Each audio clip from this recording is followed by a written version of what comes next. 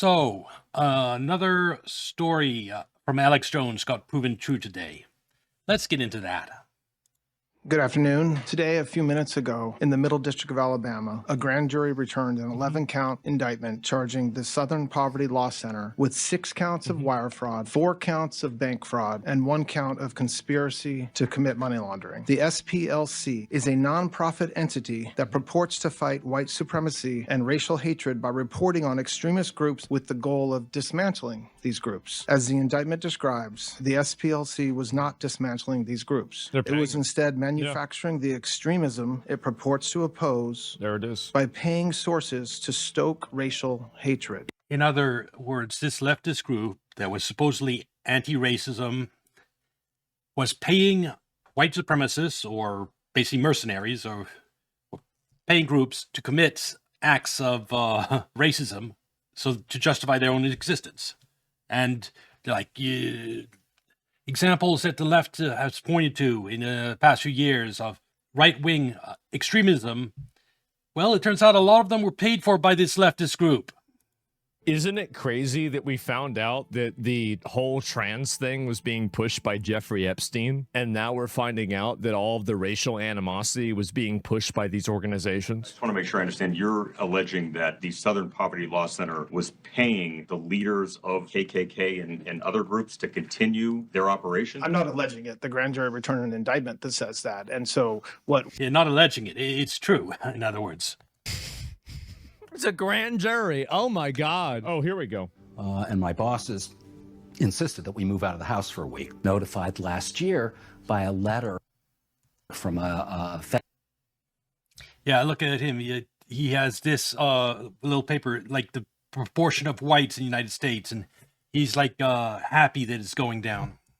Non-Hispanic whites proportion of U.S. population? Man, that's crazy. Remember that Mike Potok proudly kept a handwritten record of the white U.S. population on his desk. Which other... Oh, bro. Oh, they are locked in. It's Mark Andreessen, Elon Musk. Which other prominent NGOs are doing this? Exactly. They use their donor network to raise money to purportedly dismantle violent extremist groups. And here's a good question. Yeah, so they go around telling them, we'll help tackle and eliminate racism in the United States. We'll tackle most extreme right-wing groups. That's what they're telling their donors.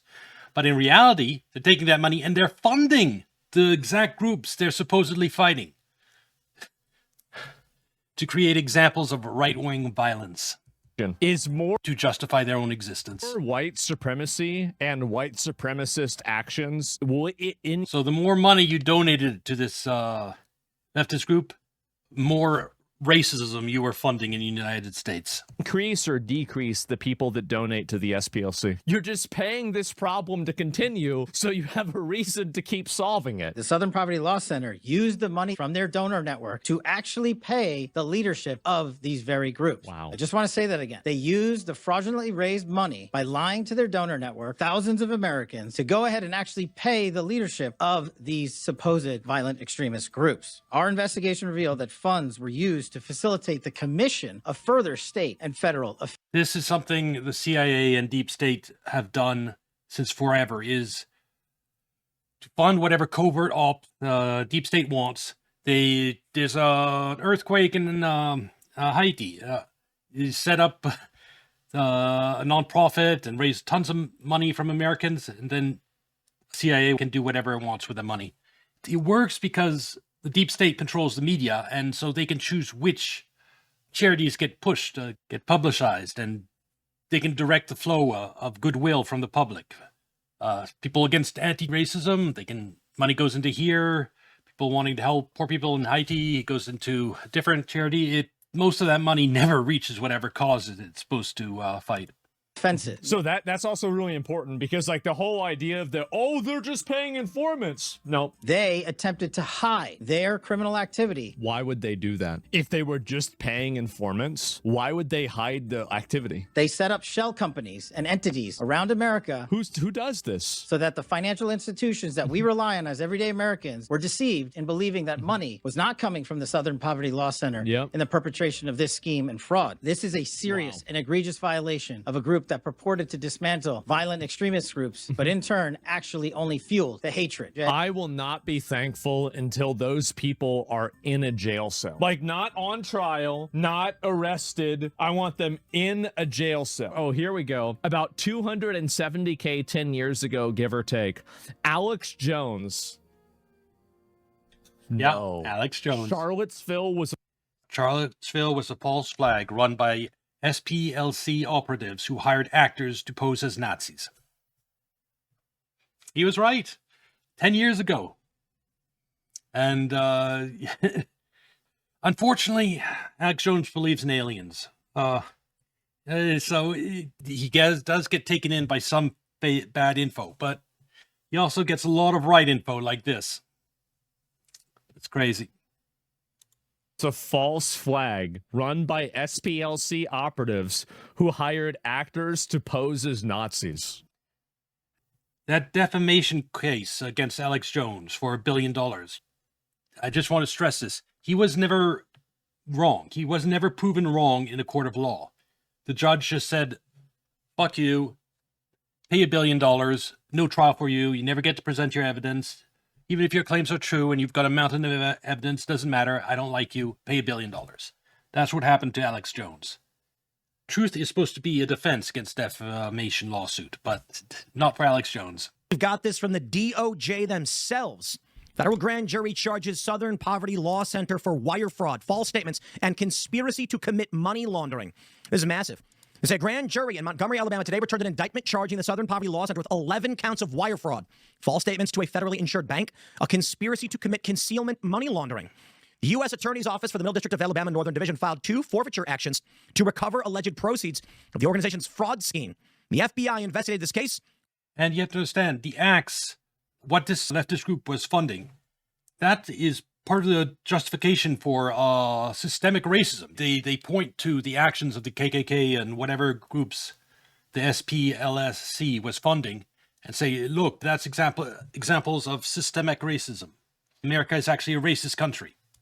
With assistance from the IRS. I would just like to say, shout out to Kash Patel. Grand slam with this. I didn't even know it was coming. Here's where it gets crazier. This investigation began during the Biden administration, and they shut it down. They tried to cover this up. This is a part of the scheme.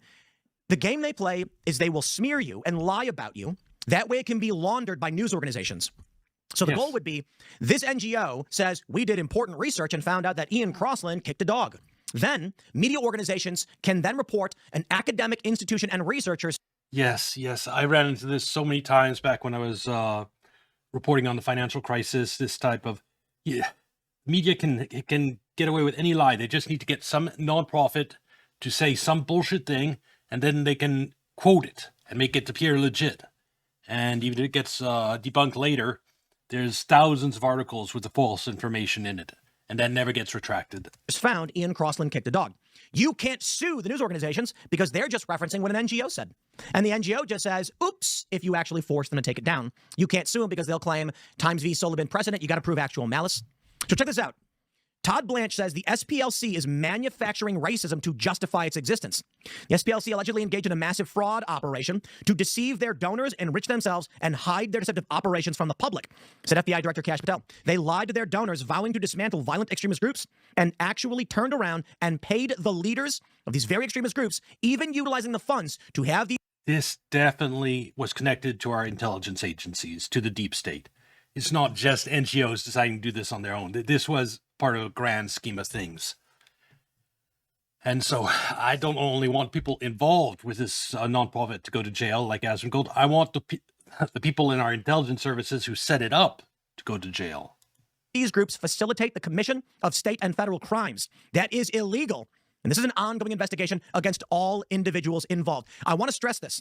The FBI is accusing the SPLC of providing material resources for federal crimes to white supremacy groups. It's exactly what people have been accusing these groups of doing for a long time, intentionally manufacturing the crisis they can then fundraise off of and smear everyone else in the media.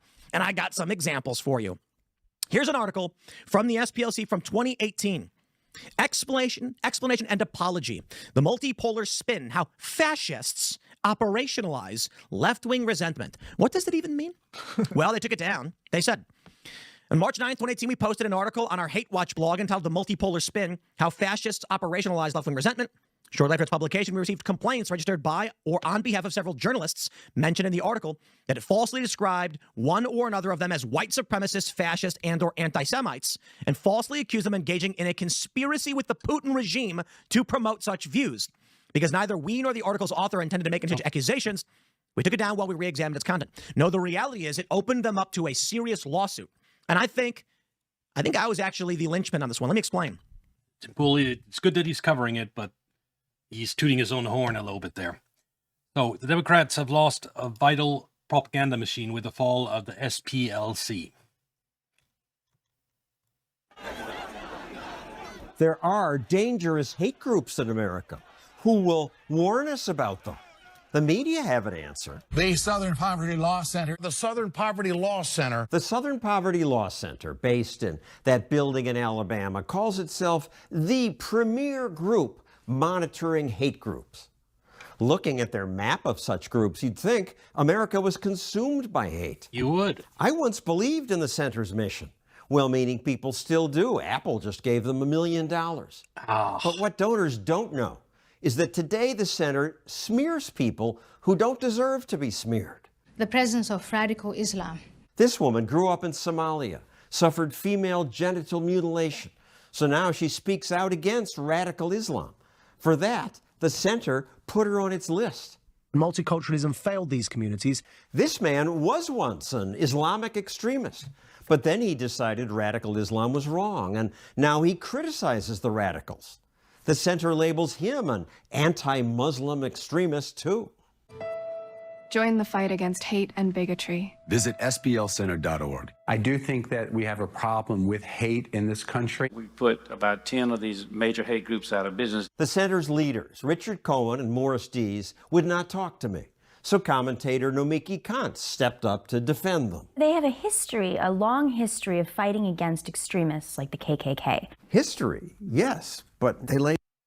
This is a video before this latest news drop. Remember in context that we now know that the SPLC funded the KKK and all these radical groups. Labeled skeptical Muslims like Ayaan Hirsi Ali as haters. If you have a horrible experience with religion, that's one thing. It's another thing to use those experiences as ammunition against others who are practicing their religion peacefully. But they're just speaking, criticizing it. Of course she has the right to free speech, as does the Southern Poverty Law Center has a right to push back. We can stand together against hate. The center also calls the Family Research Council a hate group. The definition of a marriage is what it's been for 5,000 years. It's the union of a man and a woman. I often disagree with the council myself.